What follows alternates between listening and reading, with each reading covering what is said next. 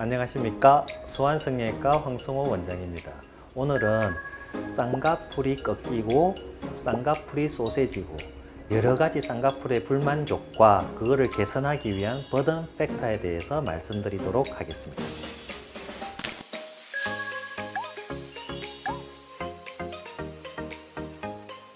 첫 번째 설명드릴 부분은 저희가 쌍꺼풀 재수술을 하거나 쌍꺼풀 했는데 쌍꺼풀 라인이 꺾여 나온다 이런 분들 꽤 많이 계세요. 개개인의 모습에 따라서 이런 버든 팩터라고 하는 거와 이 꺾이는 거와 연관성을 살펴보고 이 꺾이는 부분을 어떻게 해서 해결할 수 있는지 설명드리도록 하겠습니다. 이 사진을 보시게 되면 겉으로는 뭐가 이렇게 아무것도 없는 것처럼 실제로 보이시잖아요. 그러나 실제로는 제가 눈썹을 이렇게 들어서 보면 눈 아래쪽 피부에서 눈썹까지 뭔가 여기 피부보다는 훨씬 두꺼운 무슨 조직이 서로 연결된 걸 볼 수가 있어요. 이런 조직들은 눈을 위로 뜨는데 방해되는 요소라고 불러서 영어로는 버든 팩터라고 불러요. 밴드라고 부르기도 하고요. 벨트라고 부르기도 합니다. 버든 팩터의 요소가 이 사람은 아래쪽 피부에서 눈썹까지 이렇게 사선으로 생겼고 이분 같은 경우도 눈썹을 들어보면 이렇게 약간 반달 모양으로 위아래 연결된 게 보이시죠? 이런 버든 팩터가 개개인마다 구조가 다 모두 달라요. 구조가 다르기 때문에 쌍꺼풀을 했을 때 이런 버든 팩터 때문에 쌍꺼풀 모양이 다르게 나오고 꺾이게 나오고 하는 설명을 이제부터 드릴 거예요. 이분은 제가 눈썹을 위로 들었을 때 뭔가 줄 가는 게 보이시고 이렇게 줄 가는 게 보이시죠? 이분은 버든 팩터가 내측과 외측 모두 다 가지고 계시는 거예요. 그럼 이렇게 된 요소 때문에 쌍꺼풀 라인에 어떻게 영향을 미치는지 보도록 하겠습니다. 이분이 이렇게 라인이 꺾이는 것은 이분이 눈을 뜰 때 요 부드러운 피부가 아닌 이렇게 질긴 피부가 생긴 모양이 요렇게 있기 때문에 쌍꺼풀이 잡았을 때 가다가 꺾이고 가다가 꺾이는 거예요. 그래서 이런 구조를 가지신 분들은 쌍꺼풀 수술을 여러 번 해도 자꾸 쌍꺼풀이 이렇게 꺾이게 나오게 되는 거죠. 이 사람이 가진 이런 화살표로 된 이런 버든 팩터의 모양을 제가 약간 변화를 주게 되면 이쪽 쌍꺼풀이 올라가게 되고 그 다음에 뚝 떨어지는 쌍꺼풀은 지금보다 자연스럽게 올라오게 만들 수가 있어요. 그래서 이런 버든 팩터 때문에 쌍꺼풀 라인이 꺾이거나 중간에 눌려지거나 끝이 떨어지거나 앞이 눌려지거나 하시는 분들은 여러 번, 한두 번 수술을 거쳐도 여전히 그게 남아있는 경우는 99% 이런 버든 팩터의 모양 때문이라고 생각하시면 돼요. 이분 같은 경우는 앞쪽은 쌍꺼풀이 높게 나오고 뒤로 갈수록 계속 낮게 꺾이는 모습을 보이고 계세요. 이런 분들은 버든 팩터가 요렇게 모양을 이루고 있다고 봅니다. 쌍꺼풀이 가다가 지나가지 못하고 자꾸 밑으로 떨어지게끔 하는 질긴 쌍꺼풀의 요소 부분이 속에서 이렇게 모양을 갖고 있는 거죠. 그래서 이런 내부 모양을 제가 약간 변화를 주면서 쌍꺼풀을 약간 손을 봐주면 지금처럼 쌍꺼풀의 모양을 자연스럽게 올라오게끔 만들 수가 있고요.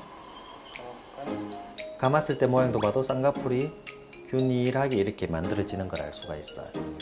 쌍꺼풀이 수술을 했는데 꺾이거나 그것도 약간 재수술을 했는데도 여전히 꺾여 있으시는 분들은 안에 있는 자신의 내부 구조가 그래서 그런 문제가 생긴다.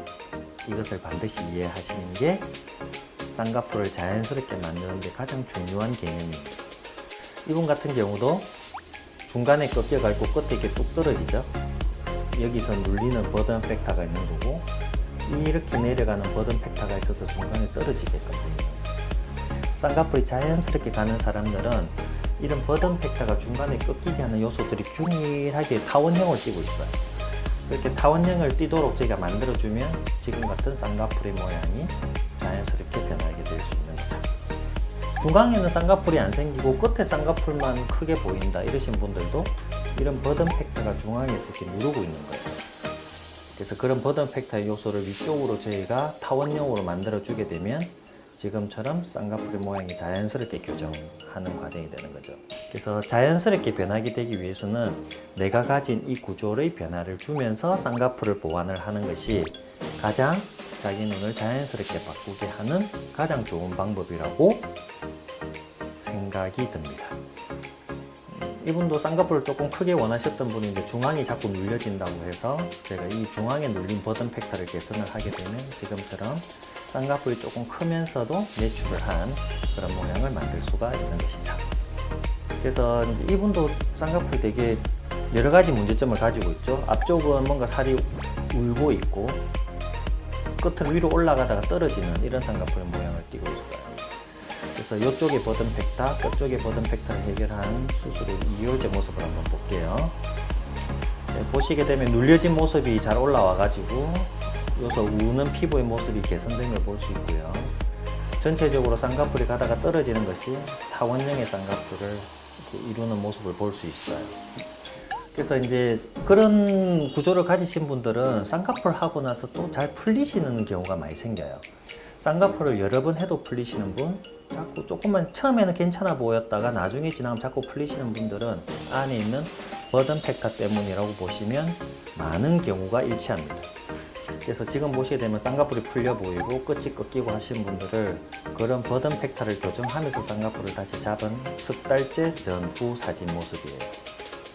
여기 있는 쌍꺼풀도 보시게 되면 중앙은 올라가 있지만 내측은 쌍꺼풀이 잘 못 올라가면서 피부가 살이 많은 것처럼 보여요. 이 자리에 버든 팩타 때문에 쌍꺼풀이 못 올라가다 보니까 살이 이렇게 뭉쳐 보이게 되는 그런 과정 때문에 이렇게 쌍꺼풀이 살이 많아 보이는 거예요.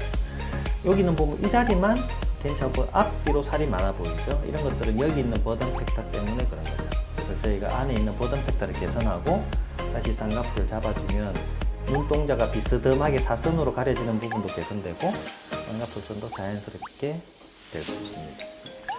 이분은 내측에서 눌려지는 부분이 있어서 쌍꺼풀이 약간 물결 치듯이 이렇게 살이 튀어나온 경우인데요. 이런 살이 튀어나온 것도 살을 잘라낼 것이 아니라 여기 있는 구조로 눌려진 것을 해결해야만 지금처럼 타원형의 예쁜 쌍꺼풀이 나오게 되는 것입니다.